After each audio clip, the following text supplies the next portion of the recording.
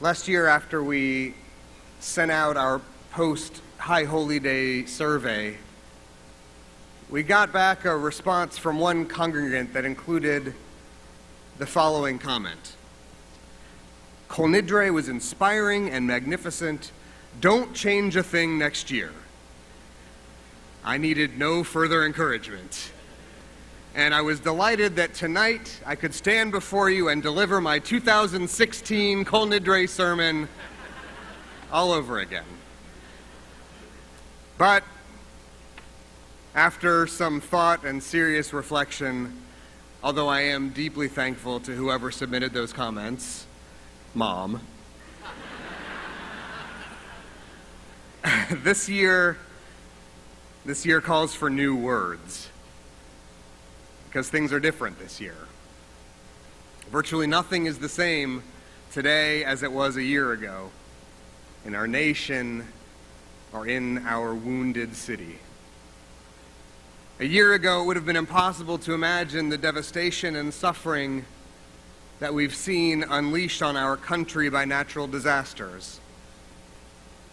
A year ago, it would have been impossible to imagine the resurgence of white supremacism in American cities or the hatred and violence wrought by extremists who pit Americans against each other. And it would have been impossible a year ago to imagine how deeply divided we would be today by our diverse ideas about what this new reality means. We're living in a fractured America, where every day brings a new argument about what things mean and what obligations reside in the American conscience. But tonight we also explore fracture from our perspective as Jews on our holiest night of all. Tonight we examine our most cherished symbols, what they mean, and what happens when they fail to function. Kol Nidre. The liturgical focal point of this night is a legal formula activated because words fail. Because we're forced to admit that we have been dishonest and that despite our best efforts and in all likelihood, we will be dishonest again. As a lover of words, I struggle with Kol Nidre every year because its basic premise is that words are unreliable. That words don't necessarily mean what we think they do. The words we say and write and promise to other people can turn out to have been lies. This whole night is about annulling the deceitful things that we said over the past year and recommitting to honesty and clarity. In fact, Yom Kippur introduces us to the unsettling idea that sometimes all symbols can turn out to have been lies, that they fail to represent what they were intended to, and that the symbol, whether a word or a prayer, a statue or a flag, has become an idol. Sometimes that's what happens. And so we learn to be cautious about the symbols we revere. The Haftarah reading for Yom Kippur focuses on exactly this phenomenon. The prophet Isaiah confronts us, okay, you're fasting, but all you can think about is your own comfort. You even manage to find a way to oppress other people while you fast. You think this is the fast God desires? Your fasting no longer represents anything deeper than itself. If you're only fasting out of custom or nostalgia, if your fast doesn't stand for a commitment to repent and end your complicity in other people's suffering, then please, Isaiah says, don't bother. Today we explore the symbols of our spiritual lives and what they stand for. Why wear white? Why beat our chests? Why sing mournful melodies on this day? And we explore them at the same time that a similar conversation is taking place in thousands of American households about the symbols of our country.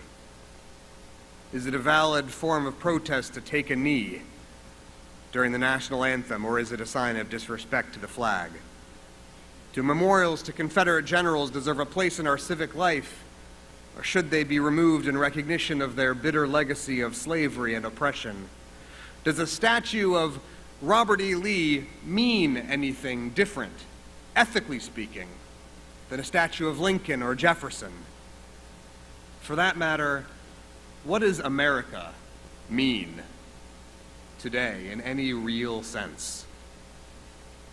The way that we answer that question is critical to the way that we come to understand ourselves.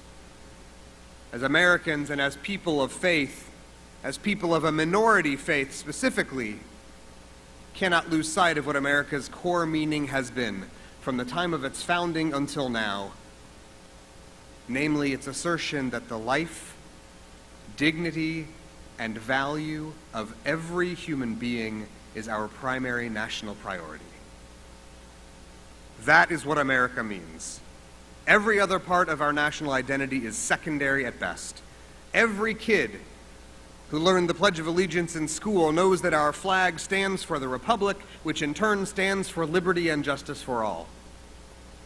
And so the allegiance we pledge is to an idea, not a flag or a statue or an elected official, to the idea that America prioritizes the legal and spiritual equality of all people, and that our nation's existence represents its commitment to the inalienable rights of its people.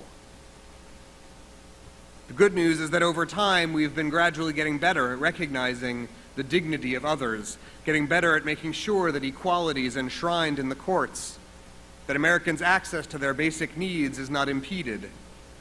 This process of moral evolution has continued steadily throughout our nation's lifetime. Even in our own lifetimes, we have seen America's moral circumference widen.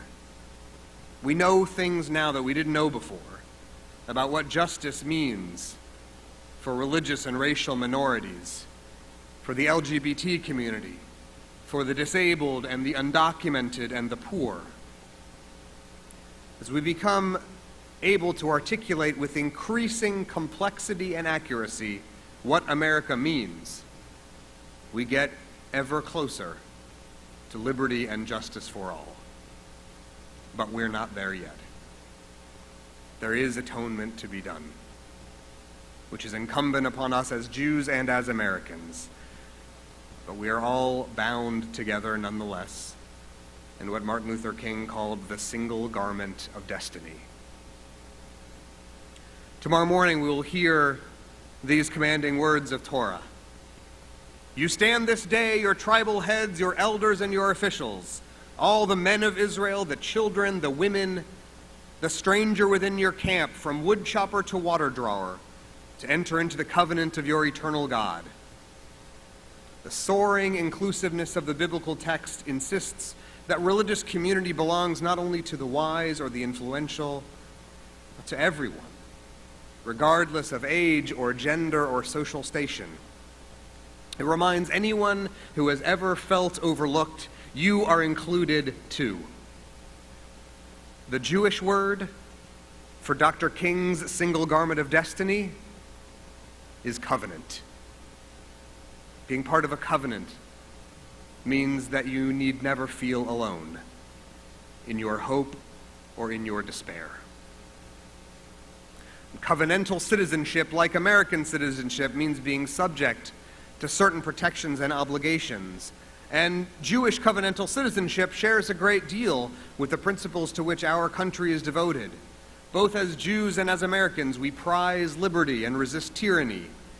We know that a system of just and reliable laws, not the coercive grip of power, is what forms a cohesive society. Both as Jews and as Americans, we avoid imposing our values on others, but we gladly open our doors when others wish to join us. Both as Jews and as Americans, we affirm individual responsibility and oppose collective punishment. Both as Jews and as Americans, we know the heart of the stranger, which informs both our policy and our moral posture. Neither as Jews nor as Americans can we rest complacently in the belief that we have arrived at who we were meant to be. Every choice we make, every principled spiritual decision to bring goodness into the world or to shut it out becomes an expression of the values central to our identity, the truths we represent as living, breathing symbols of the covenant. The truth is that far too many have been left out of the promise of liberty and justice for all. We have not yet exerted ourselves to spread the garment of destiny wide enough. Our spiritual imperative as Jews and as Americans focuses on ensuring that our most cherished words, our holiest days, all the symbols we revere, will accurately reflect the principles for which they stand. In the field of evolutionary biology, there's been a long-standing debate about what specifically it is that makes humans different from the rest of the animal kingdom. Over time, many different answers have been tried and rejected, one after the other. Once we thought that the ability to use language was unique to humans, but then we learned about the complex verbal communication used by humpback whales and prairie dogs. One time we thought that only humans could use tools until we observed the behaviors of chimpanzees and sea otters and crows. We cannot now even claim a superior capacity for empathy, now that we have seen the cooperative altruism of wolves and baboons. But at least one unique talent that makes humans human still remains. We have the ability to grasp the abstract meaning of symbols. We can understand that images and words stand for intangible concepts. We understand that white stars and colored stripes on a flag mean we are entitled equally to life and dignity. We understand that a statue in a harbor of a woman holding a torch means you are welcome here. We understand that a cylindrical scroll of parchment means you are infinitely precious because you carry God's image in the world. We can know these things because we are human. But to be humans of conscience and covenant, we must act so that those promises will come true. When it came time for us to design a new logo for our congregation not long ago, we undertook to combine visually several foundational components of Emmanuel's identity. The outreach of doors ever open to a diverse community of congregants and families. The spread of minds ever open to curiosity about our past, to discovery of our moral obligations in the present and of our hope for the future. And the embrace of hearts ever open to happiness and hope, to the joys of Jewish living, to the wonder of God and the blessings of each day. The final design symbolizes what Emmanuel has come to stand for. And every time we see it, I hope it will challenge us to behave in a way that celebrates its meaning. I hope we'll strive to live in a way that proves that design's truth, to show that all the symbols around us, including the ones in the holy ark behind me, wrapped in velvet and crowned in silver, cannot be proven fraudulent. We take our symbols seriously, as Jews and as Americans, and on our holiest day we must answer the ethical questions about them with wisdom and honesty. What does your fast mean? What does your flag mean? Are their meanings important enough that you are willing to suffer for them, beyond the discomfort of a single day without food? If you observe today's fast of self-denial, what privileges will you deny yourself after the day is over, so that others may thrive?